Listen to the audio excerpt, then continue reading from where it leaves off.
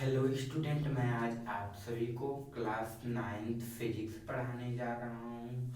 आप लोग का पहला चैप्टर क्या है बच्चों?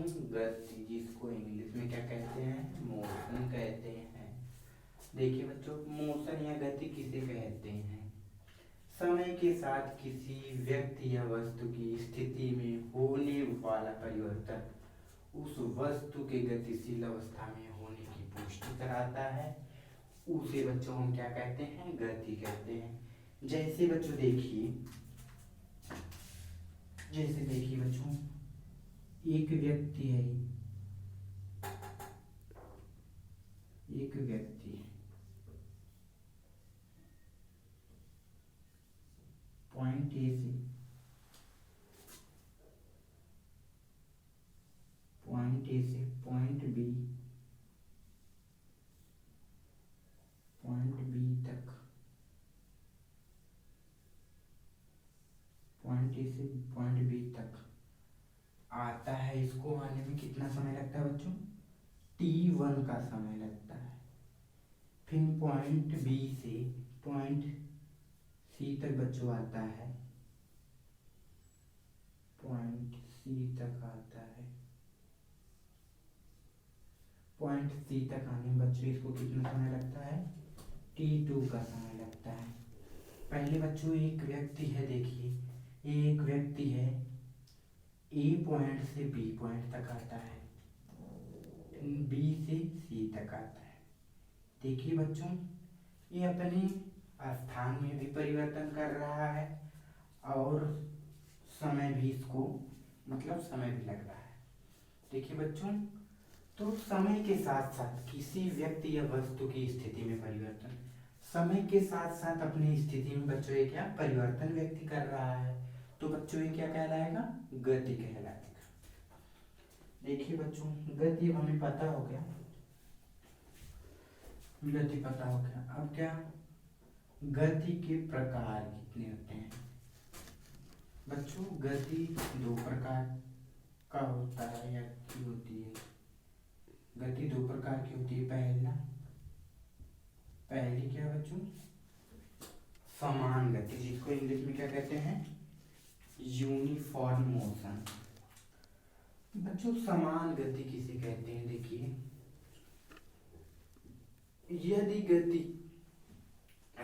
यदि वस्तु की गति के दौरान चली जाने वाली समान दूरियां तय करने में लगाया गया समय भी समान हो, तो उसे बच्चों समान गति कहते हैं। जैसे हम देखिए क्या, समान समय, एक सेकेंड,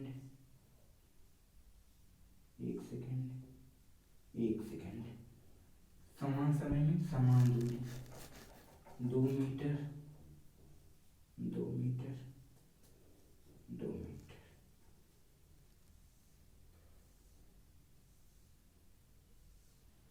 देखो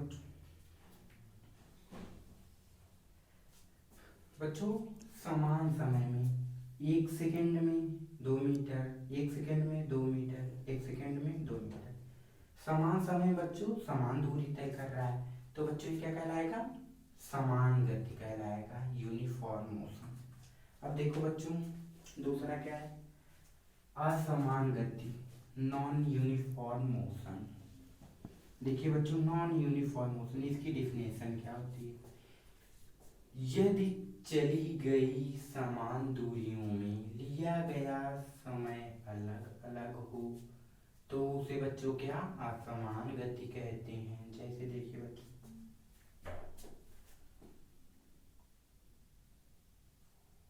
दूरी बच्चों क्या समान, दूरी समान है। 1 सेकेंड में 2 मीटर चल रहा है, 2 सेकेंड में 2 मीटर, 3 सेकेंड, 3 सेकेंड में, ये 3 है बच्चों, 3 सेकेंड में, 3 सेकेंड। तो बच्चों देखो, इसका समय समय अलग अलग है और दूरियां समान है। तो बच्चों देखिए, 1 सेकेंड में 2 मीटर, 2 सेकेंड में 2 मीटर, 3 सेकेंड में 2 मीटर। तो बच्चों इसकी दूरियां क्या समान है, बट इसकी क्या बच्चों, इसका समय क्या बच्चों भिन्न भिन्न है या अलग है। तो बच्चों ये क्या कहलाएगा, असमान गति कहलाएगा। देखिए बच्चों, हमें समान गति या असमान गति पता चल गया। अब बच्चों समान गति का एग्जाम्पल जैसे समझ लीजिए, जैसे समान गति में जैसे बच्चों क्या हो गया, घड़ी की सुई हो गई, मान लीजिए घड़ी की सुई की गति। और बच्चों क्या हो गया, और बच्चों हो गया हमारा पेंडुलम की गति हो गई। और बच्चों क्या हो गई, पृथ्वी जो है हमारी, पृथ्वी अपने अक्ष पर जो घूमती है वो हो गई समान गति। देखो बच्चों, समान गति पता चल गया, असमान गति। अब देखो क्या हमें पढ़ना है, गति मुख्यतः 3 प्रकार की होती है। पहली, सरल रेखा में गति, जिसको इंग्लिश में क्या कहते हैं, मोशन इन स्ट्रेंथ लाइन। दूसरी बच्चों वृत्तीय गति, इसको इंग्लिश में बच्चों क्या कहते हैं, सर्कुलर मोशन। तीसरी बच्चों क्या है, घूर्णन गति, इसको क्या कहते हैं, रोटेशनल मोशन। बच्चों आज हम क्या पढ़ेंगे, सरल रेखा में गति। देखिए अब सरल रेखा में गति की डिफिनेशन क्या होती है, यदि समय के साथ केवल एक निर्देशांक परिवर्तित होता है तो गति एक विमीय गति, वन डायमेंशन या सरल रेखीय गति कहलाती है। देखिए बच्चों, हमें सरल रेखीय गति की डिफिनेशन पता हो गई। अब बच्चों क्या, अब सरल रेखीय में बच्चों हमें क्या पढ़ना है, दूरी पढ़ना है। दूरी को इंग्लिश में क्या कहते हैं, डिस्टेंस। अब देखिए दूरी की बच्चों डिफिनेशन क्या होती है, नियत समय अंतराल में कण द्वारा तय की गई पथ की लंबाई बच्चों क्या दूरी कहलाती है। जैसे देखिए बच्चों, मान लीजिए एक घर है,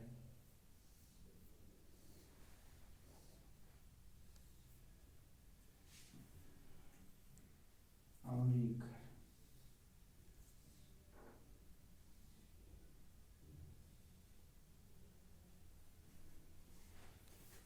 देखिए बच्चों ये घर जो है ये किसका है,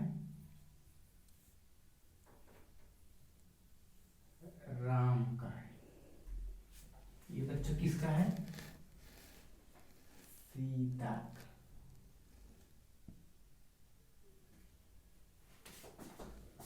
बच्चों राम का है, सीता का है।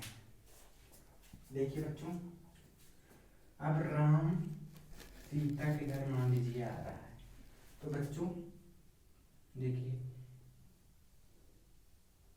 ऐसे ऐसे यहाँ तक पहुंच गया। देखिए बच्चों, नियत समय अंतराल में कण द्वारा तय की गई पथ की लंबाई, ये जो बच्चों हमारा एक रास्ता है पथ, इसकी लंबाई कितनी बच्चों, मान लीजिए इसकी लंबाई 10 किलोमीटर। अब देखिए बच्चों ये क्या कहलाती है बच्चों, दूरी हमारी कहलाती है। अब देखिए बच्चों हमें क्या पढ़ना है, विस्थापन। विस्थापन की डिफिनेशन क्या होती है, दो बिंदुओं के बीच एक निश्चित दिशा में चली गई न्यूनतम दूरी को विस्थापन कहते हैं। देखिए बच्चों, दो बिंदुओं के बीच, मान लीजिए बिंदु ए है, ए बिंदु बी, इनके बीच की दूरी, इनके बीच की न्यूनतम दूरी, न्यूनतम मतलब कम से कम, इनके बीच की न्यूनतम दूरी। देखिए बच्चों, इनके बीच की न्यूनतम दूरी ये 5 किलोमीटर न्यूनतम दूरी मतलब कम होनी चाहिए। तो देखिए बच्चों ये सीधी सीधी यहाँ तक आए, एक किया बच्चों, यहाँ तक हम जब आए ऐसे तो बच्चों हमें 10 किलोमीटर चलना पड़ा। अब हमें विस्थापन में यहाँ पर 5 किलोमीटर,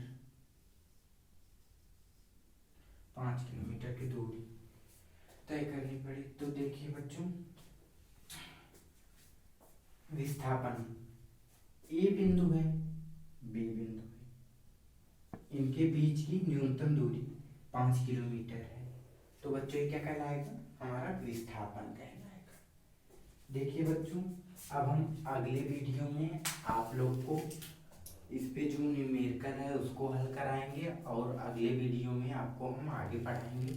ओके बाय।